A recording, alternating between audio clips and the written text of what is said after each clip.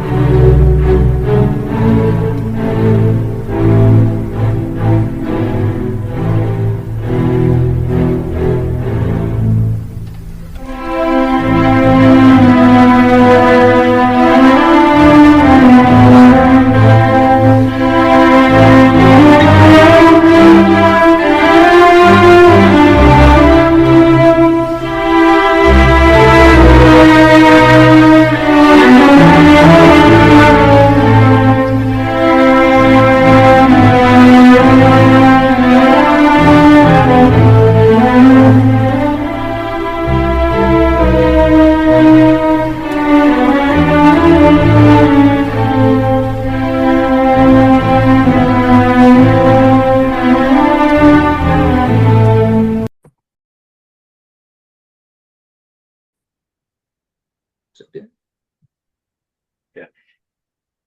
Is it recording? Yeah, sounds good. Just waiting for the record button.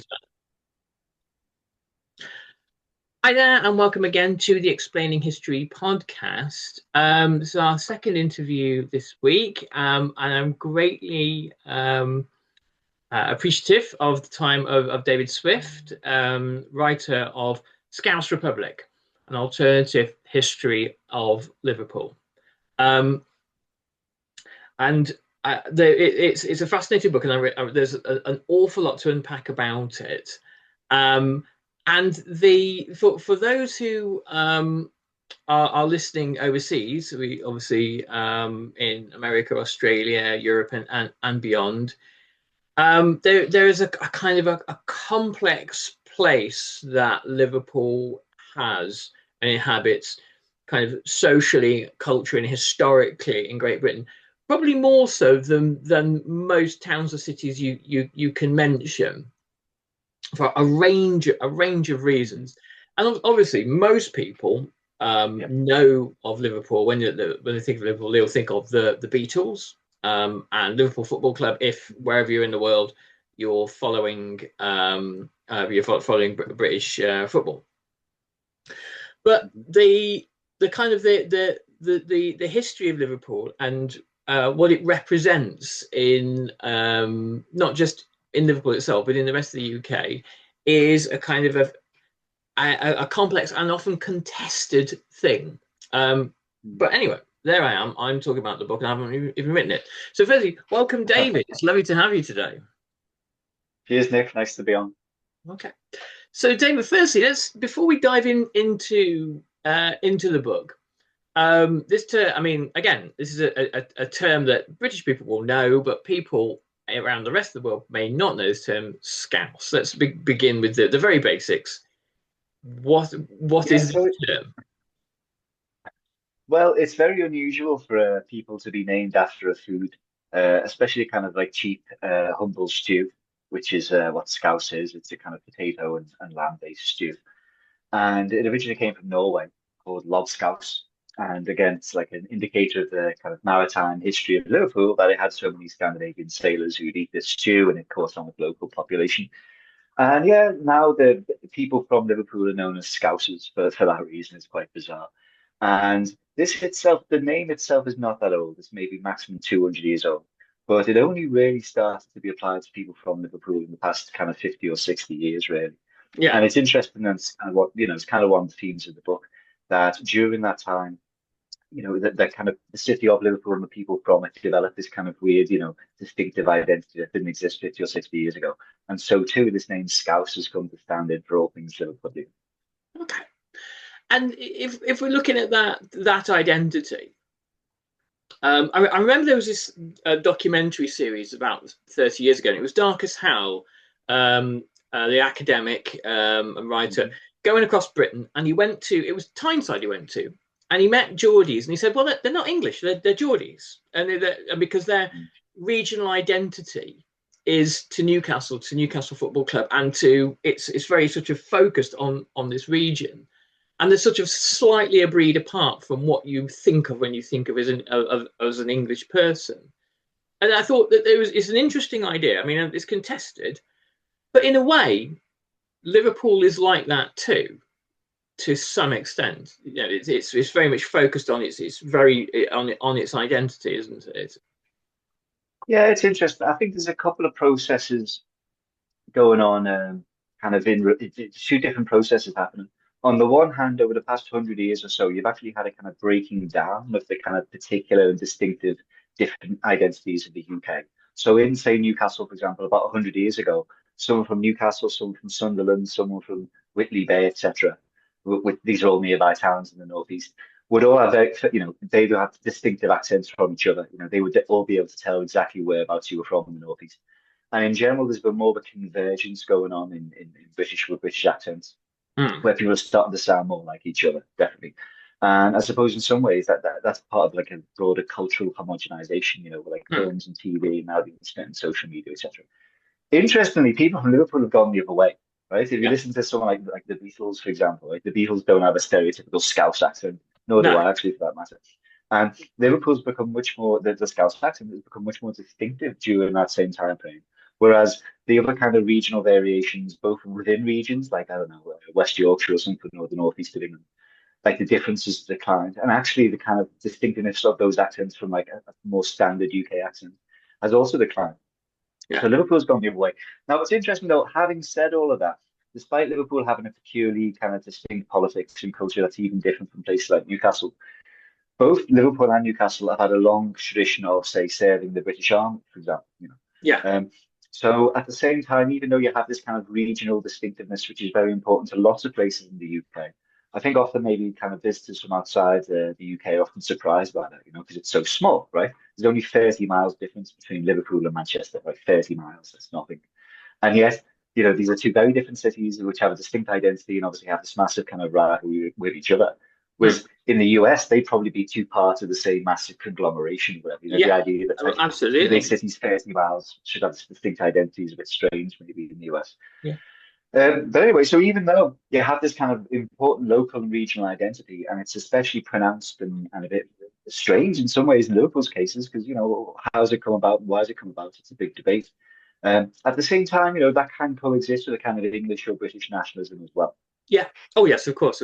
And I think one thing that's worth mentioning for those that don't know is if you're looking at the big urban sprawls in Great Britain, obviously you're London, Birmingham, Manchester, Sheffield, and then there's Scottish in Scotland there's Glasgow.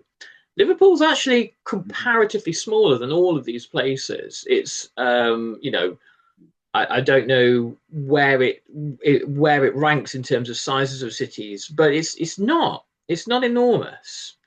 Yeah. I mean, I think it depends. So in terms of population, it's about 500,000 people, which is about the same size as the likes of Sheffield, Glasgow, etc. Really, it depends where you draw the boundaries, because obviously with a lot of these cities there's a lot of kind of sprawl.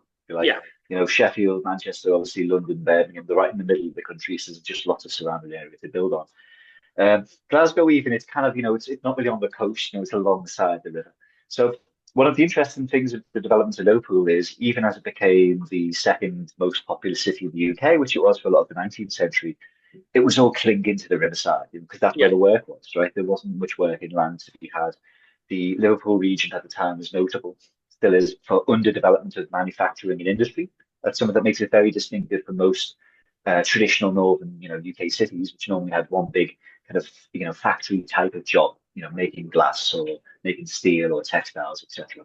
Yeah. And while there were some surrounding towns to Liverpool, the likes of St. Helens and Widnes, which did have some kind of manufacturing industry, Hmm. not really, nothing compared to like the massive kind of cotton towns around somewhere like Manchester. Yeah. Anyway, in Liverpool, about two-thirds of people during the 19th century, around two-thirds of men anyway, worked either on the docks or in shipping-related trades as sailors, as clerks, etc., that kind of thing. And this meant, of course, because okay, there was public transport, etc., there was something that used to be called the Dockers umbrella, which was a massive monorail, basically, that went for miles and miles and miles and miles all along the north of the docks of Liverpool, basically, to take the dockers to work. Having said that, despite the Dockers umbrella, you still had to live pretty close to the docks. You're going to walk into work every morning or find a job, etc. And so for that reason, I think you had really terrible overcrowding in Liverpool. I mean, Yeah. there's some stats in the book, that would shock you. Like compared to say Manhattan Island today, or somewhere like, I don't know, Hong Kong or something like that, Liverpool was massively more overcrowded in terms of Right. density of people living by the docks, really horrific circumstances. Right. So I think that's even though it has kind of roughly the same population as other UK major UK cities, it definitely tends to be more densely crowded along the seafront road, along the river. And obviously, I mean, I think for me, one of the interesting things is, and you find this in different parts of the country, is where you get in a geographical location a particular history of radicalism. I mean, down here in South Wales, you could cite Newport, where the Chartist movement kind of partially began.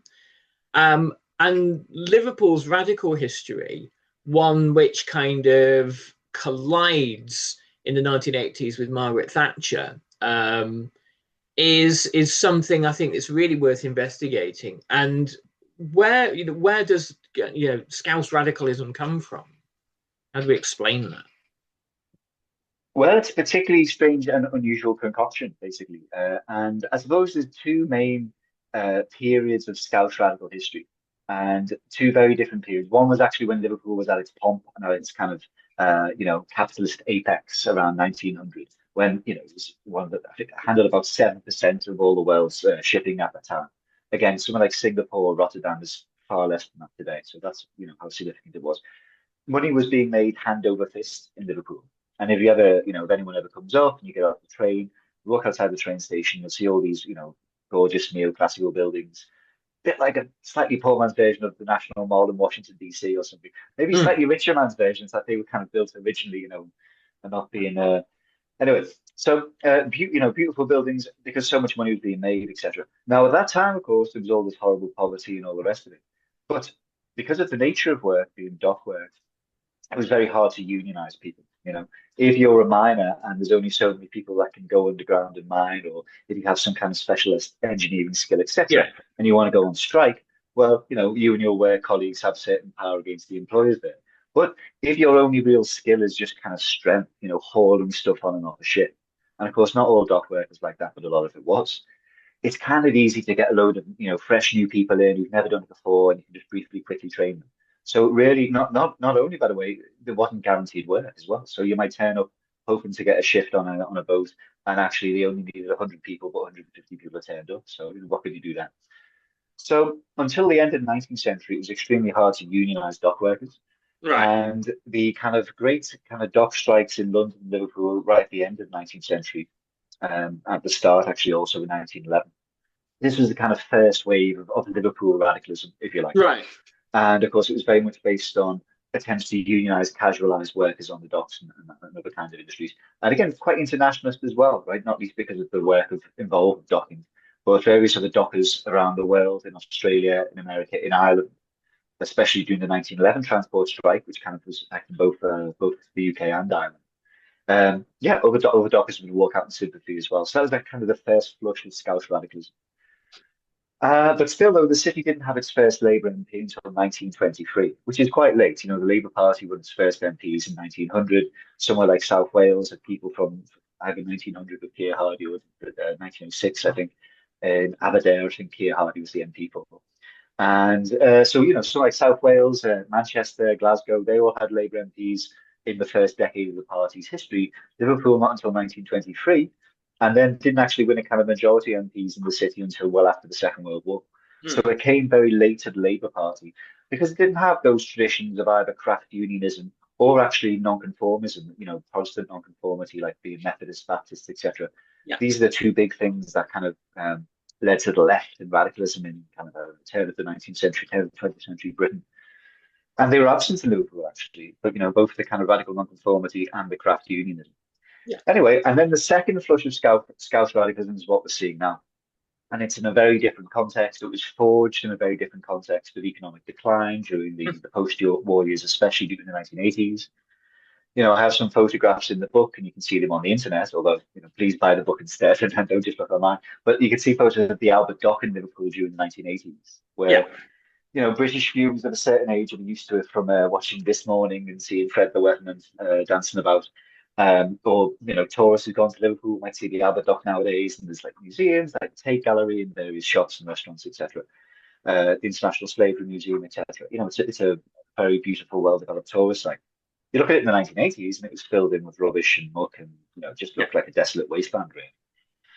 And so this is where the kind of the springs of the second wave of Scouse radicalism have come from, actually. Industrial and economic decline, tragedies like the Hillsborough tragedy and the kind of media attacks on Liverpool in the wake of that, which you might talk about later.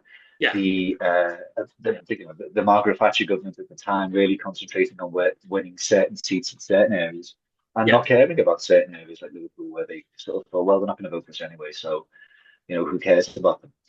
And that's when you have the modern kind of creation of the Scouser, which had been bubbling up probably since the 1960s with like the Beatles and other kind of comedians and entertainments and the football teams, etc. This modern idea of the Scouser kind of collides with politics in the 1980s, you know, and it forges this brand new thing now. Because it's very unusual, you know, the demographics of Liverpool compared to of the kind of 10 safest Labour seats in the UK at the last election, so the 10 safest constituencies or congressional districts basically for Labour, 9 of them are in Liverpool, which is interesting by itself. Yeah. But if you look at the demographics of Liverpool compared to other traditional Labour seats, you know, the strongest Labour seats, pretty much like the strongest Democrat seats in the US. So I was on this Australian podcast the other day, it's the same with the Australian Labour Party. The UK Labour Party does best in places with lots of younger people, lots of graduates, more ethnically diverse people, places with lots of renters as well. Actually, private renting is a big thing for voting Labour.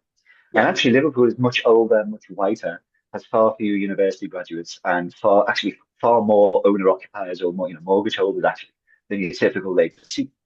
So it's very, you know, if you didn't know it was Liverpool and you looked at the demographics of Liverpool, you'd wager that they would have voted Conservative in 2019, or Yeah. you know, would be voting Reform now. You know, the very kind of typical the demographics anyway. It's pure Trump demographics actually. The kind of people that if they're Yeah. American, you know, white, etc., working class, no college degree, etc., you think they might be Trump. Anyway, and yet it's gone the other way. You know, in the past 10 years, when Labour had Jeremy Corbyn as its leader, probably the most left-wing leader in 30 or 40 years, or maybe ever. And actually, those seats where Corbyn obviously had very left-wing positions on things like Right. Palestine and trans rights and stuff like that as well, not just the economics on immigration or whatever, etc. And yet, Liverpool, having all these demographics of places you think will be going right wing, actually went more left and gave more and more support to Labour during those years. Why Um, indeed? You know, it's an interesting question. My guess, I think it has to do with the cultural memory, probably of the 1980s. You know, as an era I grew up in, my memories of the 1980s is kind of you're experiencing some sort of low-level cultural civil war in the first part of the 1980s, in which Liverpool features very heavily. I mean, looking at the 1980s from what you call like a Scouse-centric perspective, there is the kind of the government's war waged against militant and the Labour opposition as well waged against militant, which I'm sure we can talk about in a moment, and Derek Hatton in on Liverpool City Council, and also the Hillsborough disaster. And the reason why I think now you find a culture of solidarity in Liverpool, partly is there's a spirit of, well, us versus the world. I think that does exist, and also a sense of what happens to people like us when, you know, the Tory party and the Tory supporting tabloid press are let off the leash. You get a city that's condemned to manage decline, ever degrees of poverty and unemployment. And Liverpool really stands out in the early 1980s as the kind of the epicenter of sort of social and economic crisis in Britain. And you get things like Hillsborough, where the police lie, and you have the then editor of The Sun, Kelvin Mackenzie, writing absolute libels and calumnies about the fans, which is now legally proven. I can call it a lie, absolutely. At the on the front page of the Sun newspaper, you have kind of Liverpool, people from Liverpool represented in the media as either kind of lovable scoundrels or kind of the scum of the earth, really, you know. And so exactly. I think, and that informs now, I would imagine. I can't tell you how often I hear, oh, I'm a little OCD. I like things neat. That's not OCD. I'm Howie Mandel, and I know this because I have OCD.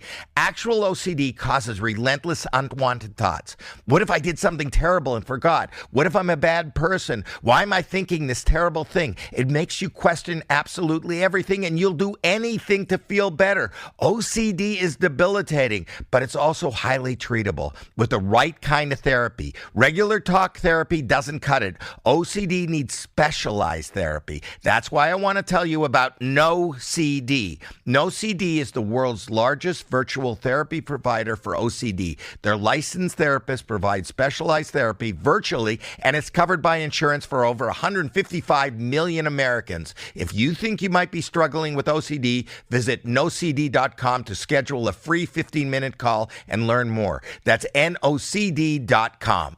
You know that feeling when a girl who gets it gives you a genuine compliment? Suddenly, you're strutting through the streets, sending motivational voice notes to the group chat, manifesting a new man. That's the Tresemme Lamellar Gloss Effect, babe. It's an unstoppable kind of confidence reserved only for the real girls. And now, we've bottled it. We're talking shampoo, conditioner, leave-in cream, shine spray, and a finishing oil that's seriously too glossy to gatekeep. 72 hours of salon-level shine? That's gloss that gives, girl.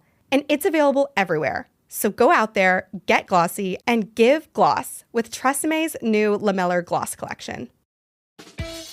Picture this, you're halfway through a DIY car fix, tools scattered everywhere, and boom, you realise you're missing a part. It's okay, because you know whatever it is, it's on eBay. They've got everything, brakes, headlights, cold air intakes, whatever you need. And it's guaranteed to fit, which means no more crossing your fingers and hoping you ordered the right thing. All the parts you need at prices you'll love, guaranteed to fit every time. eBay, things people love.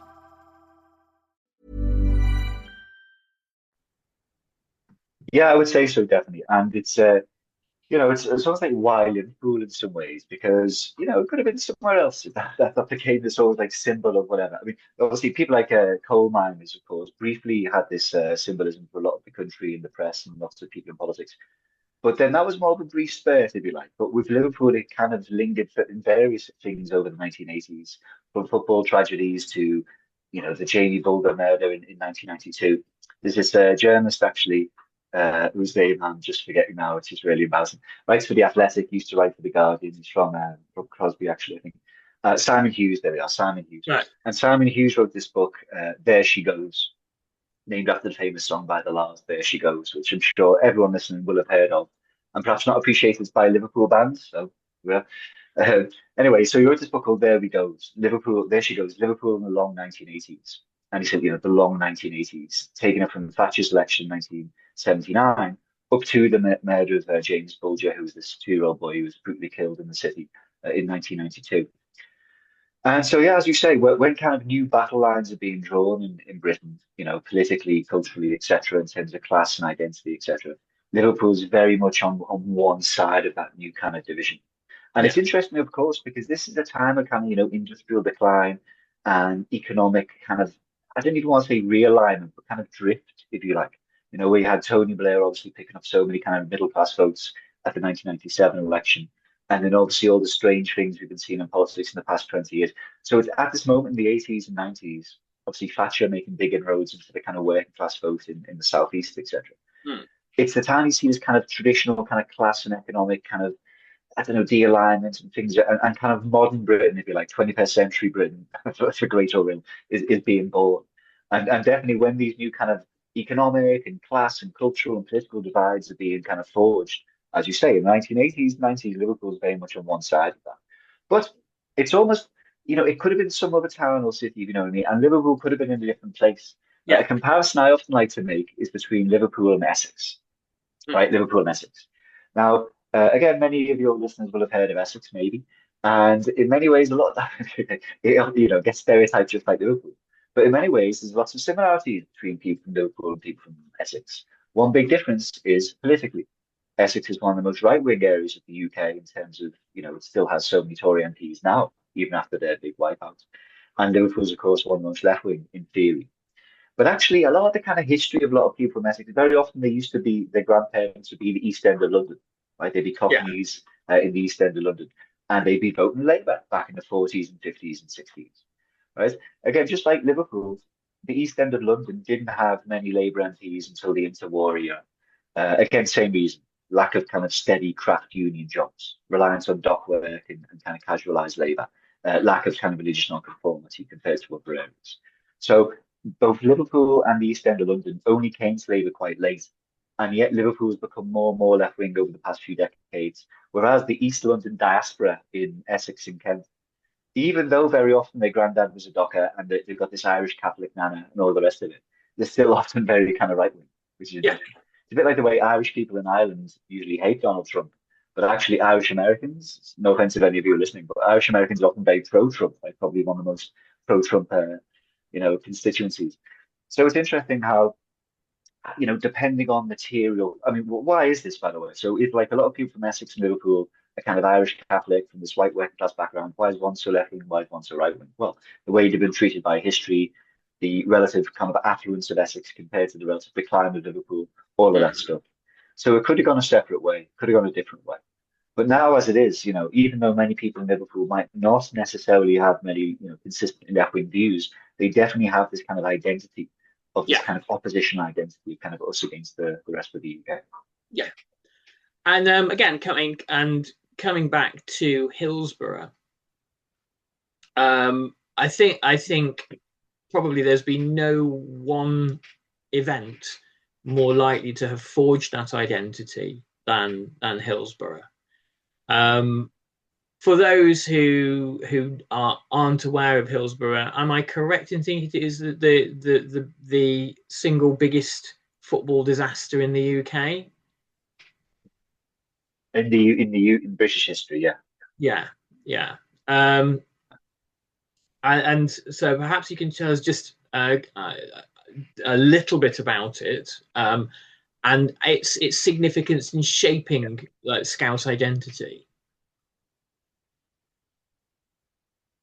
Yeah, so this was a FA Cup semi-final. The FA Cup's the oldest football or soccer tournament in the world, and this is obviously the semi-final.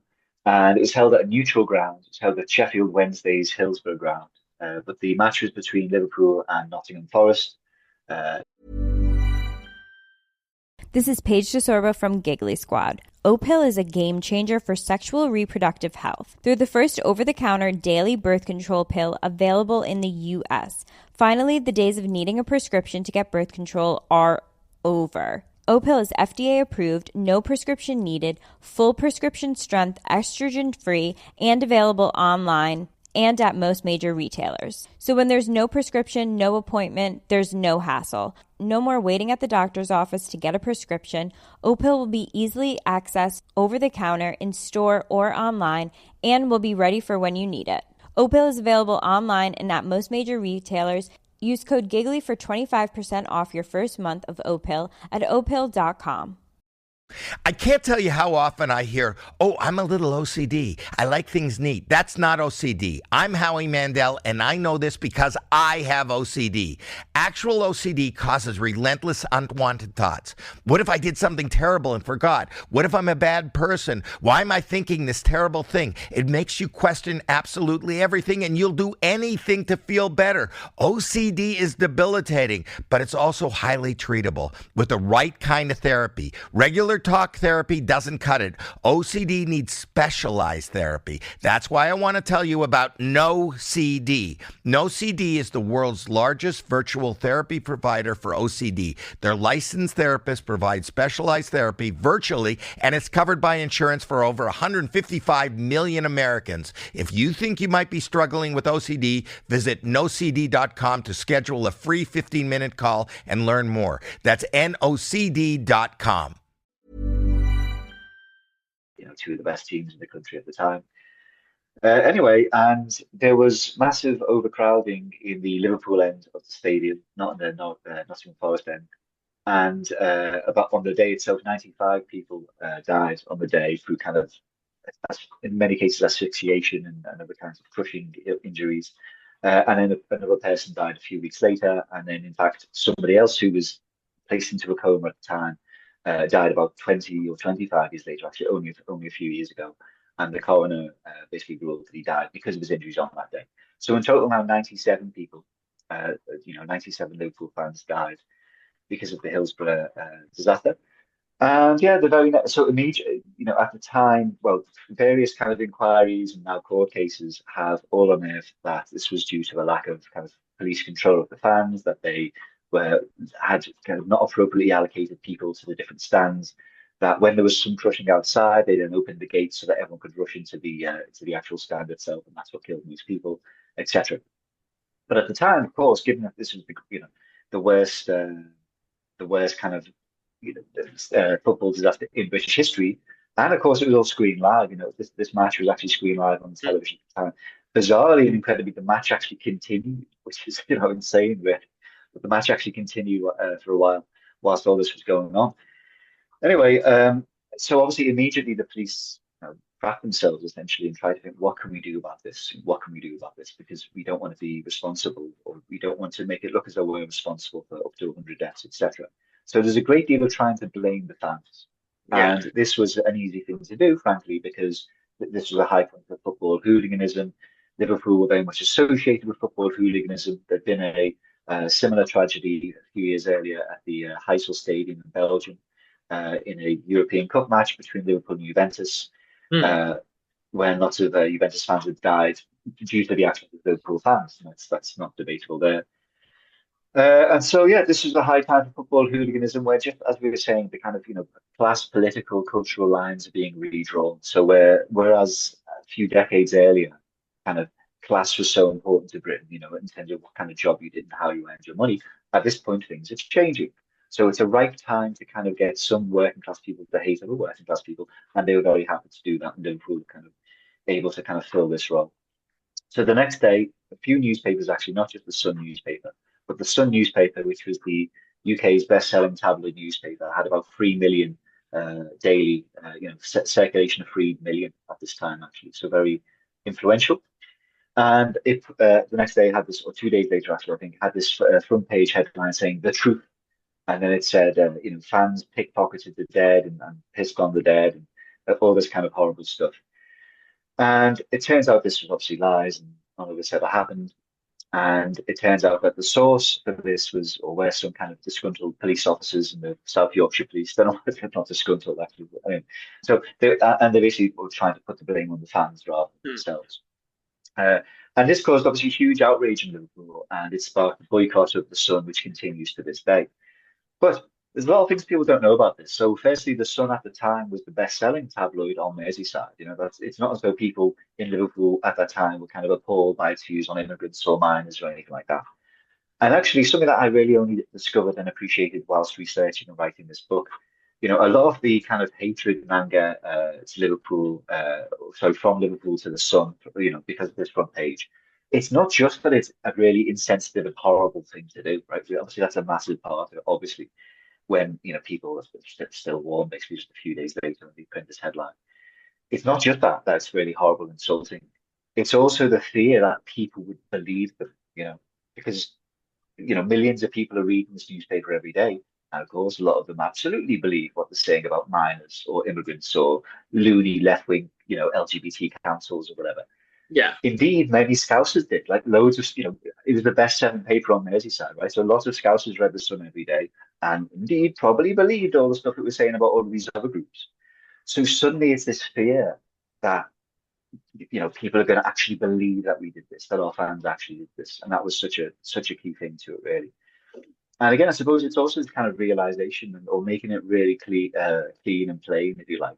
That's what side you're on. That's how these people, the way they talk about minors and migrants, etc., they also view you like that as well. So it's such a key moment in the history of the city, and I think again forging the modern political and cultural identity of Liverpool. For non-UK listeners, probably the nearest approximation you can see is the thing about with Ryan Reynolds and Wrexham and on Disney Plus. The place that something like Liverpool Football Club has in the identity, in the creation of identity and culture and community. And you find this in Sheffield and Birmingham and Manchester and a dozen other cities up and down the country. It exerts an immense amount of cultural and social power, and about how people view themselves and their community and things like that. So it's rather like a secular religion, if you can imagine. If you're somewhere in the world and you have deep religious faith, and a tragedy happens to your church or your temple, and the national newspaper lies about it, it's of that magnitude. Well, exactly. So you have both Liverpool and the other football team in the city, Everton, as well. And for both of their fans, as you say, for a lot of them, it really is. It has that kind of massive, cultural and societal, and key. It's so key to their identity as well. And obviously, for many people, it never quite used to be like that. Back in the 50s, whilst people enjoy going to football, many people would actually go to maybe Liverpool one weekend and then Everton the next, etc., that kind of thing. Yeah. Even like the Liverpool-Manchester United rivalry was never really a thing until kind of like the 60s. And in fact, back in the until the 60s, I could be wrong, football matches in the UK weren't segregated, which they are now, according to fans. People just mix in and whatever.